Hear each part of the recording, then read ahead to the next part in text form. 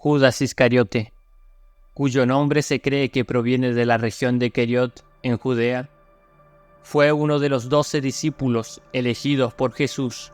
A lo largo de los evangelios, Judas se destaca como el encargado del dinero del grupo, lo que evidencia que aparentemente era una persona de confianza.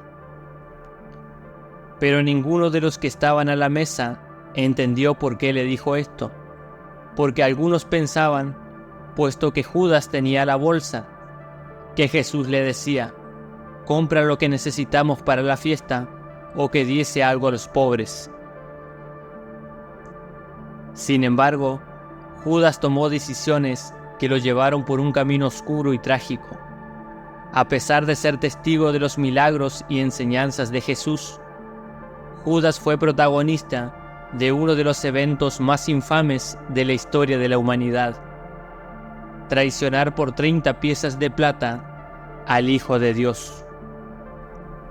Entonces uno de los 12, que se llamaba Judas Iscariote, fue a los principales sacerdotes y les dijo: ¿qué me queréis dar? Y yo os lo entregaré.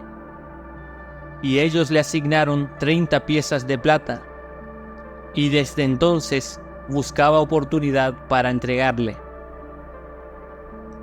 Durante la última cena, Jesús revela que uno de sus discípulos lo traicionaría.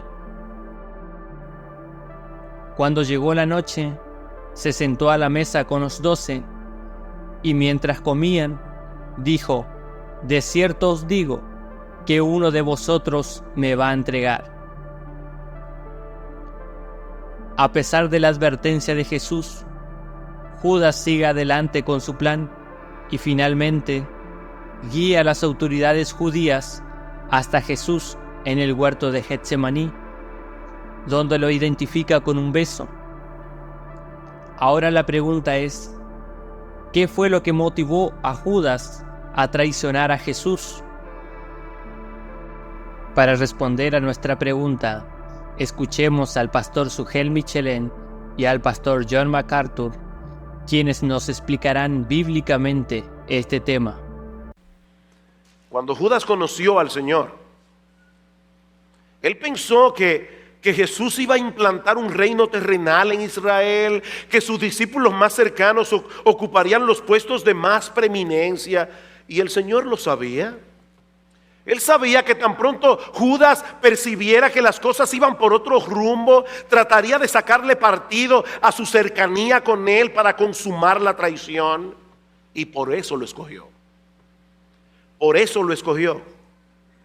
Para que Judas siguiera la inclinación perversa de su corazón y de ese modo Cristo llegara a la cruz. Por supuesto, no fue Dios el que movió a Judas a vender a Jesús. No, Dios no lo movió a eso. El Señor no puede ser tentado por el mal, ni Él tienta a nadie, dice en Santiago capítulo 1, versículo 13. Judas actuó por su propia voluntad, pero al hacerlo estaba llevando a cumplimiento el plan redentor de Dios. Sin embargo, cuando llegó el momento de la traición, aunque Jesús sabía de antemano que eso era lo que iba a suceder, aún así se conmovió en su espíritu. Literalmente, eso produjo una profunda agitación en su alma. Una profunda agitación. Judas había estado cerca del Señor por más de 3 años. Había escuchado cada una de sus enseñanzas. Había visto cada uno de sus milagros. Mis hermanos, piensen en esto. Judas estaba ahí cuando el Señor dio la parábola del mayordomo infiel.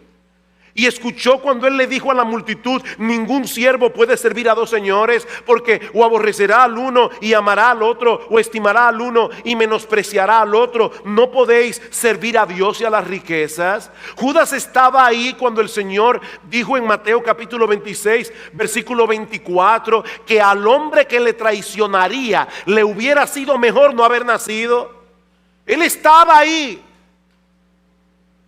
Judas tuvo oportunidades de sobra para clamarle al Señor que tenga misericordia de él. Judas tuvo oportunidades de sobra para decirle: Señor, perdona mi iniquidad, yo soy un codicioso. Ten misericordia de mí, líbrame del amor al dinero. Pero no lo hizo. Porque el pecado es una esclavitud que enloquece al hombre. Su progreso hacia la traición. Su progreso. El Evangelio de Juan es el lugar al que tenemos que acudir para ver el progreso. Y en cierta manera podemos ver lo que está pasando. 3 años están pasando y Judas sigue esperando que en cualquier minuto Jesús va a establecer el reino. Va a venir. Él ve un milagro y otro milagro y otro milagro, y gente siendo sanada, y los ciegos pueden ver, y los sordos pueden oír, y los cojos pueden caminar, y los mudos pueden hablar, y gente es alimentada, y él está asombrado de todas estas cosas, y él sabe que ahí está el poder para hacerlo, y él espera que en cualquier momento va a pasar. Y él es tan avaro que él se mantiene ahí, y se mantiene ahí, y se mantiene ahí con tenacidad, esperando que ese reino se establezca. Ahora, quiero apresurarme a decir que no es diferente de los 12. Todos creían que el Mesías había venido. Todos creían que el Mesías traería un reino terrenal. Todos creían que el Mesías derrocaría a Roma, que él establecería el reino y ellos entrarían a la gloria del reino. Todos creían que habían conocido al león de la tribu de Judá. Pero el Señor comenzó a decirles que antes de que él fuera el león de la tribu de Judá, él tenía que ser el cordero inmolado desde antes de la fundación del mundo. Y él habló de morir, y él habló de entregar su vida, y él habló de ser levantado. Y cuando él hablaba de eso, usted tan solo podía oír a Judas diciendo: ¿qué es esto? Y yo creo que lo que simplemente destruyó a Judas fue la entrada triunfal. Cuando Jesús entró a la ciudad, y fue Hosana, el hijo de David, y las palmas a sus pies, y todas las alabanzas, y todo el mundo reconociéndolo como el Mesías, y él entra, y Judas tiene que estar atrás diciendo: esto es todo. Esto va a pasar hoy. Lo va a establecer, se va a hacer hoy. ¿Qué preparación? Jesús se baja del asno y da su discurso. Este es su discurso. A menos de que un grano de trigo caiga al suelo y muera, permanece solo, tengo que morir. Y creo que literalmente eso lo devastó. Esa fue la gota que derramó el vaso. Era lo máximo que Judas podía enfrentar, no iba a pasar, y creo que eso hizo que fuera finalmente claro para él. Como puede ver, los otros discípulos comenzaron en donde él comenzó, pero el Señor los elevó a un plano espiritual. Judas nunca llegó ahí. El Señor los elevó a un reino espiritual para ver cosas en una dimensión divina, pero Judas nunca dejó el nivel materialista terrenal. Él era el clímax del materialismo burdo. Los otros discípulos tenían mundanalidad, sí, y avaricia y egoísmo, pero fue superado por el amor de Cristo, y ellos comenzaron a amarlo.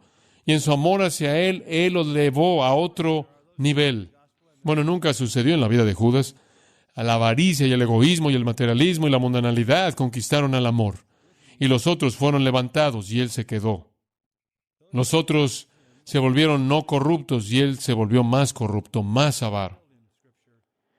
En la raíz de su vida tenía una pasión terrible, terrible. Y Él nunca estuvo dispuesto a dejarla.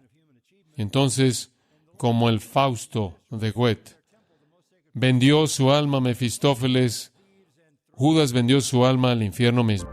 La historia oscura de Judas es una mancha en la página de la historia humana.